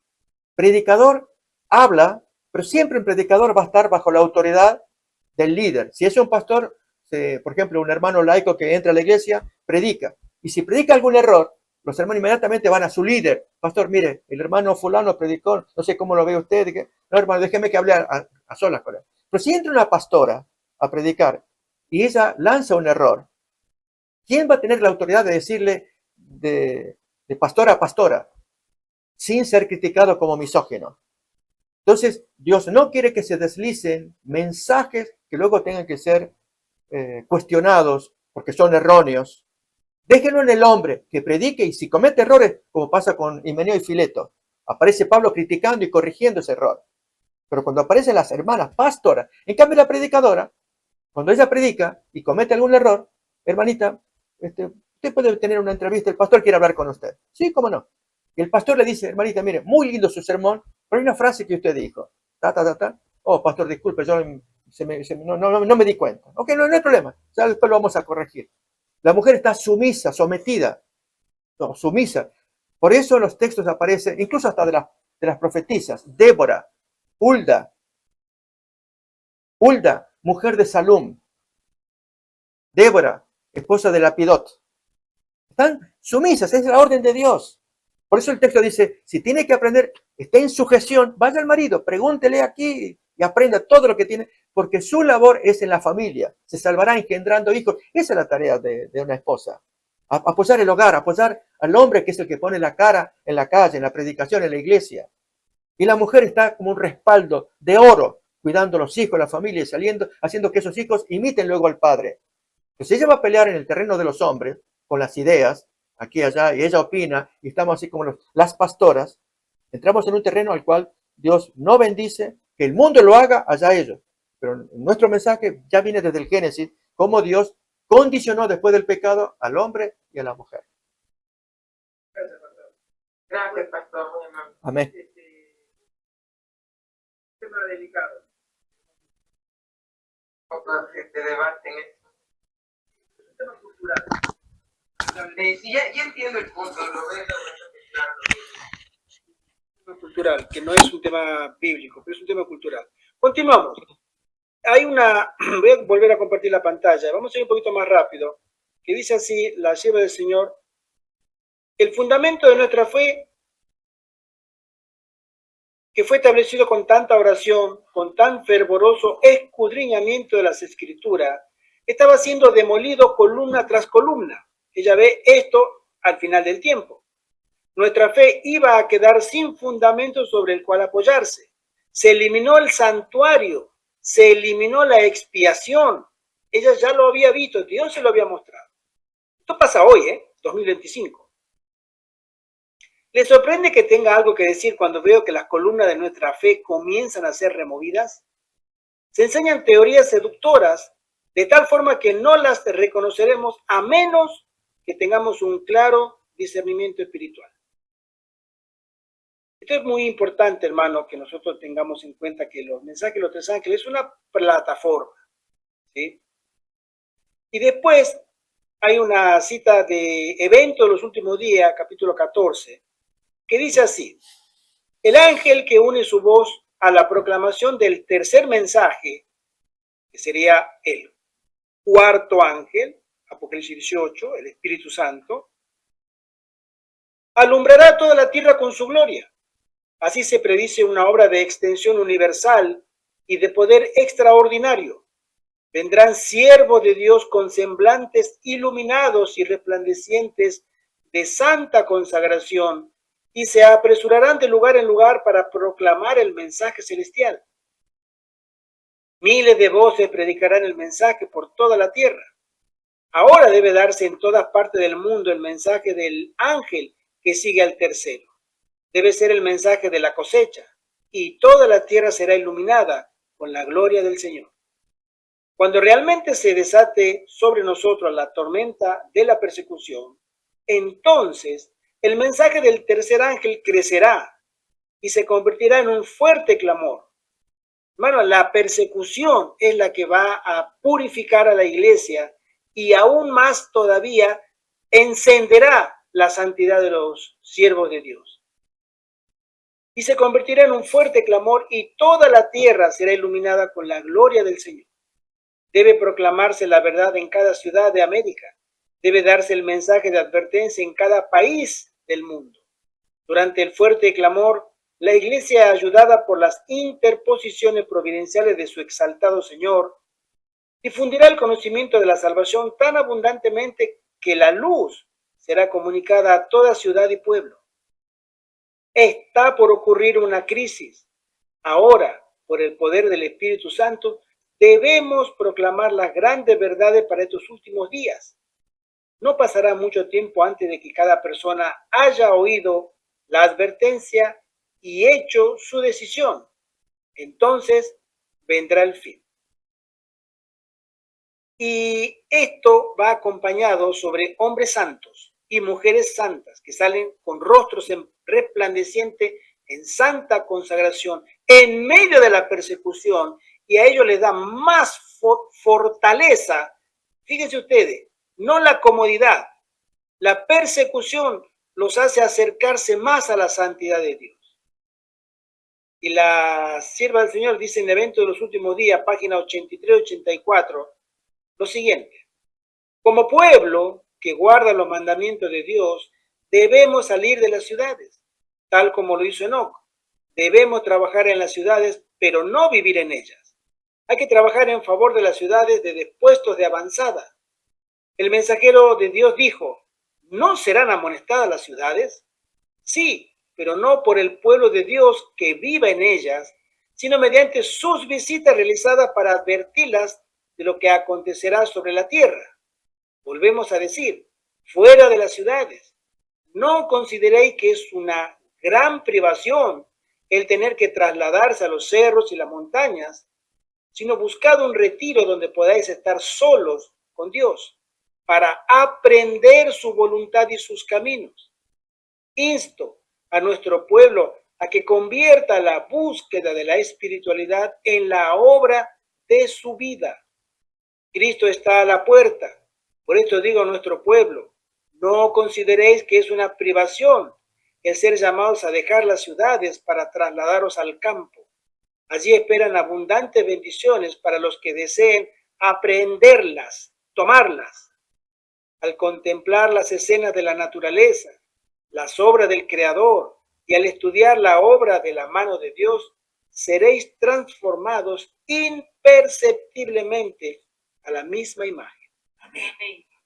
Tremenda cita la de la sierva del Señor para aquellos que buscan a Dios y que quieren servir con corazón sincero y honesto en el último llamado que Dios hace a su iglesia.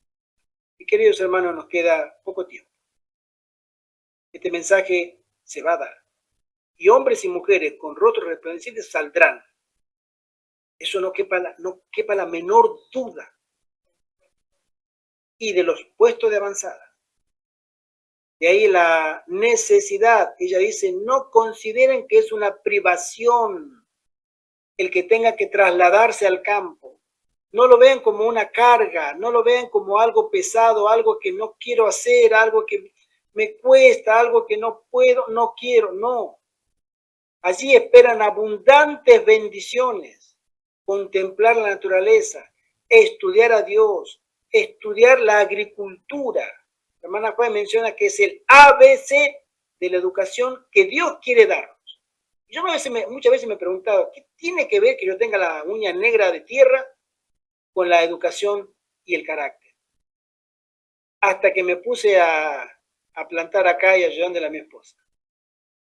Porque la verdad, hermanos, cuando tú ves los primeros retoños, acá con el hermano José Antonio nos hemos también puesto a plantar tomate. Los primeros retoños y las primeras hojitas de una semillita que eran diminutas y comienzan a crecer y uno mira al cielo y dice, Señor, gracias. Y a tener paciencia y perseverancia. Y esa es la obra que Dios desea que nuestros caracteres tengan en el campo. Entre otras actividades, la agricultura. Y que tengamos contacto con nosotros, uno con otro. Que hablemos de verdades eternas. Que nos alimentemos, nos animemos, nos confortemos. Y esa es la obra que el Señor desea para su pueblo del fin. Porque cuando venga la crisis, que vendrá sorpresivamente, esta crisis nos pillará a más de uno, o a más de 1.000.000, o millones de adventistas, literalmente en el mundo, somos 24 millones, descuidados, dormidos. Creíamos que sabíamos cuándo tomar decisiones, y no las tomamos en el momento adecuado. De ahí es que se nos insta a cada uno de nosotros a tomar decisiones ahora. ¿De qué vale que yo me haya preparado intelectualmente si no puse la mano en el bolsillo, sacar dinero y invertir en mi futuro espiritual?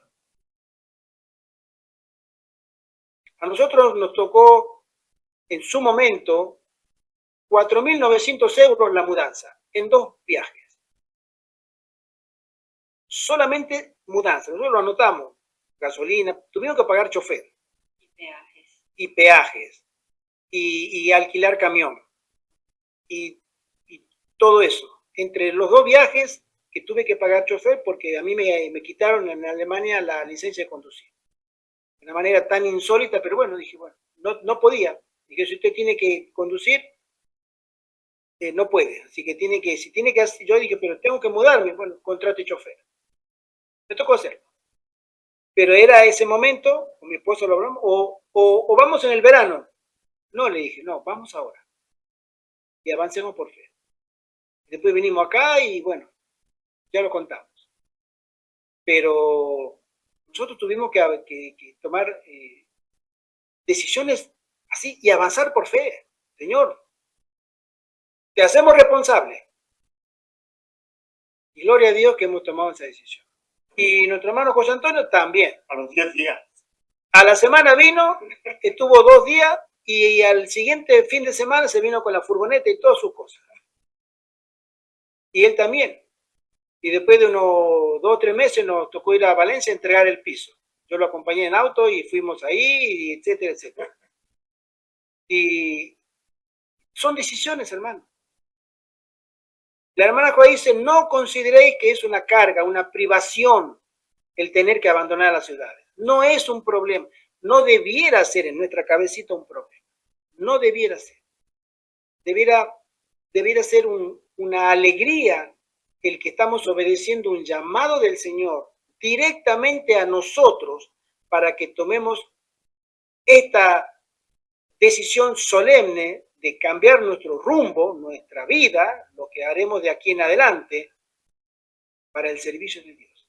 Y cambiar también nuestro carácter a imagen de Jesucristo. Exacto. Que lo estamos experimentando. Amén. El entorno que el Señor desea para su pueblo del fin es que salgan de la ciudad. Las ciudades se van a volver muy problemáticas, se van a volver jaulas con las nuevas directrices. Ya conocemos de sobra todo eso. Pero aquellos que no estén en la ciudad, nosotros conocimos un matrimonio que estaba viviendo en el COVID, en el campo. Un matrimonio adventista. Y ellos decían, para nosotros no cambió nada. No cambió nada, porque nos salimos de la mano con mi esposa y íbamos a caminar y volvíamos, salíamos, entrábamos, salíamos. No había cuarentena, no había nada. Para nosotros fue igual. Y nosotros le contamos, para nosotros no fue igual, porque yo estaba trabajando en Berlín, ella también, y era un castigo. Me bajaban de los trenes, de los autobuses, de los metros, raus, me decían fuera, ¿sí? Y me tenía que bajar, porque no tenía el código QR de la vacuna, ¿sí? Entonces, bueno, dije, bueno, eso fue lo que nos terminó de echar, o de tomar decisiones. Pero para la gloria del Señor, y le doy gracias, Señor. Le doy gracias al Señor. Y le damos con mi esposa gracias, Señor, porque hemos tomado la decisión. Una gran decisión. Una gran decisión. Y gran gracia recibida. Instamos a nuestros hermanos. Recibiéndola. Amén. Instamos a los hermanos a que planifiquen. El próximo jueves, Dios mediante, vamos a hablar del tema de lo que sería la quinta reunión. Estoy hablando con una hermana en privado y lo voy a comentar el jueves porque tenemos ya un proyecto más avanzado, Dios mediante, y lo tenemos que madurar y lo vamos a comentar el jueves para el tema del salir de la ciudad. Mis queridos hermanos, tenemos que tomar, ya empezar a llevar a la práctica y avanzar por fe. Hermano, avanzar por fe. Si no avanzamos, mal. Cada uno con Dios. Yo lo digo en mi humilde opinión. Porque el Señor va a tomar para sus filas hombres y mujeres valientes. Valientes.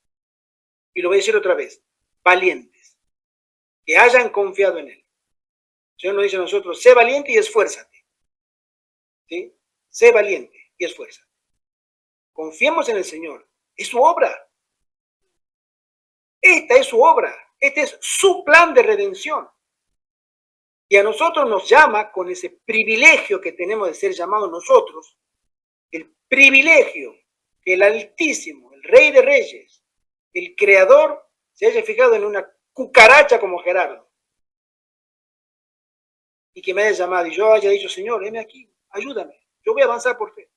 No sé, no conozco qué va a pasar una semana, no sé, pero en ti confío. Y avanzamos. Hermano José Antonio. Hay un momento que es este, que nos exponemos a que Jesús nos diga la frase que le dijo al joven rico. Jesús le dijo, una cosa te falta. Hermanos, el puesto de avanzada no es, podríamos decir, ir de excursión o amor al campo. Es una necesidad. Estudiemos eso bien, con tiempo. Es absolutamente una necesidad en este momento, porque vamos a afrontarnos con el tiempo del fin, la persecución. Además, tenemos que afrontar nuestro carácter, hemos de cambiar. Necesitamos un clima de fe, un clima de creencia en Dios, en su poder, para transformarnos y poder cumplir su voluntad en lo que va a venir de persecución, de dificultades, el hambre, la sed, etcétera, que vamos a tener. Y que no sea, hermana y hermana, que al final Dios te diga, una cosa te falta. Amén. Vende todo lo que tienes y sígueme. Es seguir a Jesucristo. En este momento, el puesto de avanzada. Amén. Que el Señor nos bendiga, mis queridos hermanos. Y que el Señor nos dé gracia abundante para que podamos confiar en Él y que aumente Él nuestra fe. Roguemos querido para hermano que Gerardo, aumente nuestra fe. Hermano José Contreras. para todos una bendecida tarde, acá Igualmente para en ti, los que hermano. estamos en Latinoamérica, y para ustedes una bendecida noche.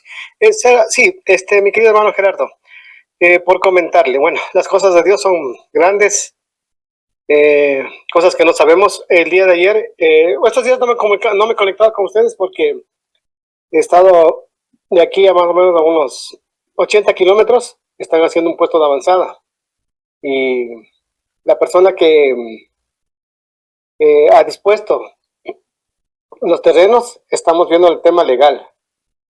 Yo, como le dije en un rato, yo no comparto mucho el tema de puestos de avanzada, pero veo que en el corazón de esta dama, de esta hermana de iglesia,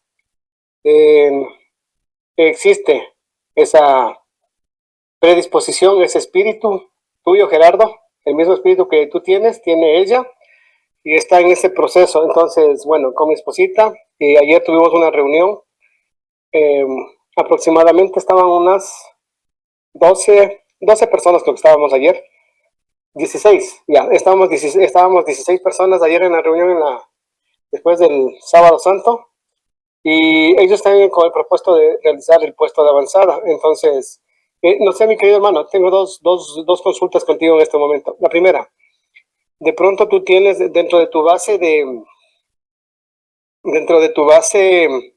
de datos, personas de acá de Ecuador, que quieran ser parte de este puerto de avanzada. Esto es de un sector que se llama Valle Hermoso, de aquí a, sí, 60, 80 kilómetros, que no, mija. Sí. Sí, es vía, bueno, nosotros vamos un poco distantes, pero no tan distantes. Y entonces, no sé, en primer lugar, si es que tú tienes de pronto dentro de tu base de datos, personas que quieran ser parte de este puesto de avanzada, primer lugar. Segundo lugar, hablamos bastante del tema de la organización. Aquí en el Ecuador existe la Fundación Fundeí. Entonces, bueno, están estudiando los que van a estar a cargo del proyecto. Van a estudiar el cargo si es que se hacen como adscritas a Fundeí.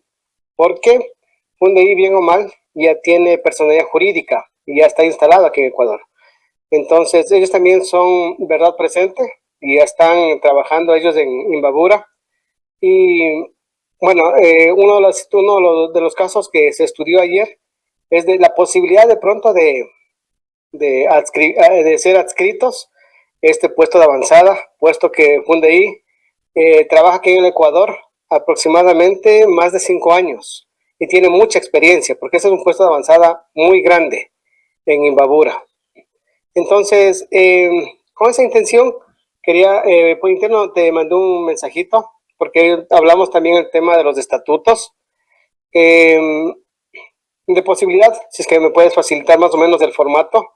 Estamos viendo por acá, también tenemos un hermano que es abogado, para que nos ilustre los temas legales para la posible constitución en forma reglamentaria, estatuaria y legal conforme a las leyes del Ecuador.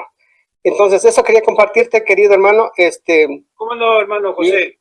Mira, hermanito, dos cosas. Primero, los contactos. Nosotros no tenemos muchos contactos, excepto los que estamos acá o algún otro que otro contacto. Por eso de Ecuador te tenemos a ti y creo que, no sé si alguien más, ella es la que sabe. ¿Tú recuerdas a alguien más de Ecuador? Así que vivan allá, ¿no? Tenemos contacto de Ecuador, pero están viviendo, son ecuatorianos, pero viven acá. Exacto. Tenemos contacto de gente de Ecuador, pero no está en Ecuador. ¿Sí? No está en Ecuador. Segundo, hermano, el tema de lo que sería los estatutos, yo no tengo ningún inconveniente. Antes que me olvide, hermano, no tengo WhatsApp, lamentablemente.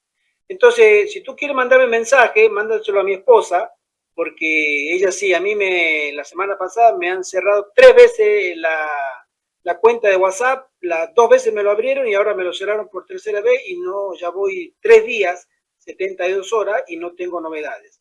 Entonces no tengo WhatsApp. Pero te cuento el tema de los estatutos. Yo te puedo pasar una copia modelo de nuestros estatutos, pero si tú dices que lo vas a poner, o esta señora, esta hermana, va a poner bajo otro puesto de avanzada, no necesita estatutos, porque ya lo tiene el puesto de avanzada, supongo, ¿no?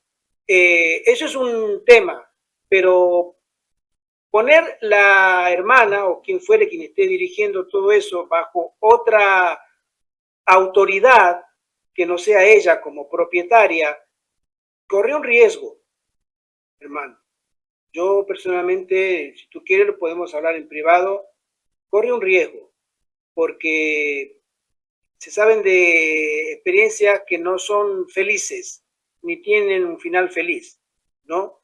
Siempre nosotros hemos dicho que aquellos que aportan, ya sea la propiedad o la casa, tienen todo el derecho de ser el presidente o el director de la junta directiva del puesto de avanzada jurídicamente hablando, ¿sí?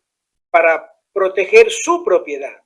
Ahora, si yo pongo mi propiedad y se la cedo a otra entidad y otra entidad va y se va a hacer cargo y yo le cedo, una vez que tú le cedes, por antonomasia, una cesión se llama donación. Un puesto avanzado se llama donación. Y las donaciones son irrevocables por ley, ¿vale? Existen ciertos argumentos que pueden invalidar, pero tiene que ser probado ante un jurado, ante un juicio. Te lo comento porque estamos en esa experiencia nosotros, ¿sí? Entonces, es muy delicado el tema ponerlo al nombre de otra, a menos que conozcan bien y todo lo demás, pero aún así todo, se han sabido casos que no han sido con un final feliz, ¿vale? Pero si lo quiere hacer, obviamente, está en todo su derecho, es su propiedad, desde luego, ¿no? Ahora, el tema de los estatutos, habría que ver si el primer puesto de avanzada que tú mencionaste, está debidamente reglamentado, o sea, si está debidamente inscrito como una asociación sin fines de lucro, porque si no está inscrito como asociación sin fines de lucro, le va a ceder ese terreno o lo que tenga a una persona particular. Es todavía más peligroso, ¿entiendes? Pero de todas maneras, cada quien maneja su negocio o su asunto como quiere. Yo ahí sí ya no es. Sí, efectivamente, el puesto avanzado que te mencioné, ellos son legalmente constituidos. Yo lo había revisado en el MIES, acá del Ministerio de Inclusión Económica y Social. Ellos tienen una regentería a través de un acuerdo ministerial. O sea, ellos están legalmente constituidos. Eso no, pero bueno, es que todavía están ellos, los coordinadores, los que van a ser administradores de este proyecto, todavía están analizando la posibilidad, si se adscriben o no. Entonces, todavía no sabemos si es que verdaderamente se van a adscribir, Sí, la palabra. adscribir, juntar, unir. Sí. Adscribir, ¿ya? Entonces, todavía no sabemos de ese tema, pero la otra posibilidad es que ellos propiamente se constituyan. Es lo Entonces, mejor. esa es la que está, esa es la alternativa, inclusive que ayer en la reunión quedó como favorita, pero sin excluir la otra posibilidad de la adscripción. Entonces, bueno, todavía lo que estamos ahorita es, en cierta forma, viendo el tema de la personería jurídica. Ese es el primer punto, porque en base a eso se van a realizar los otros procesos. Entonces, este era, digamos, de cierta forma, no sé cómo, pero me contactaron y algo como había estado en todas tus clases, la mayoría de tus clases, mejor dicho, casi desde el principio. Entonces, Hermano, se me ilustró. mira, tú puedes pasar el teléfono de mi esposa, o sea, el mío no, porque no tengo. Pasé. Perfecto. El número ya se lo Exacto. escribí. El número de mi esposa te pasa su número y esta gente nos puede contactar a nosotros y nosotros le damos nuestra opinión al respecto. Una opinión, por supuesto, ¿no? Como experiencia, como ya ¿Sabes qué? Sí, no me gustaría compartir tu número. Voy a decirte por qué. Porque justamente la hermana, no te voy a compartir el nombre de ella, ¿ya? Para evitarnos algún inconveniente o un impasse, porque son amigos de Nelson Berrugo. Yo quisiera evitarme ese trago amargo, tanto para ti como para mí. ¿Por qué? Porque decir, bueno, José Contreras le facilitó a tal persona el contacto y ahora tienen, no sé, yo quiero evitarme ese mal momento tanto para ti como para mí, porque yo sé que ella es amiga de Nelson Berrugo. Entonces, lo importante es el tema de la sabiduría que ustedes tienen, el conocimiento, la experiencia. Y obviamente yo también conozco muy bien el tema reglamentario, porque algunas veces en mi vida, tanto profesional, he sido gerente de algunos proyectos en donde donde han tenido estatutos y sé muy bien cómo deben organizarse los estatutos en referencia al punto, digamos, social, benéfico, lo que sea. Entonces, yo conozco muy bien ese tema.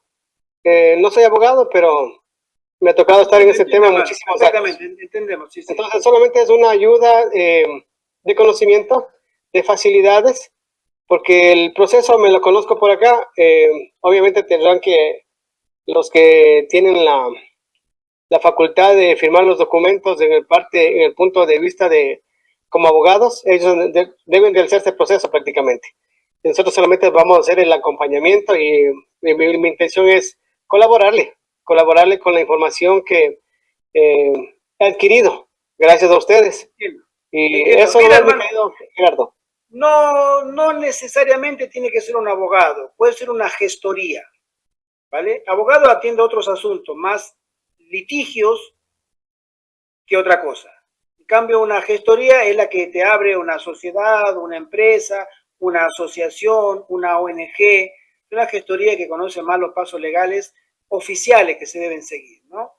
Pero de todas maneras, tú estás allá, tú conoces cómo se mueve, pero en la normalidad de los casos, un abogado está para eso también, pero para otra cosa más, pero también son más caros, por otro lado, ¿eh?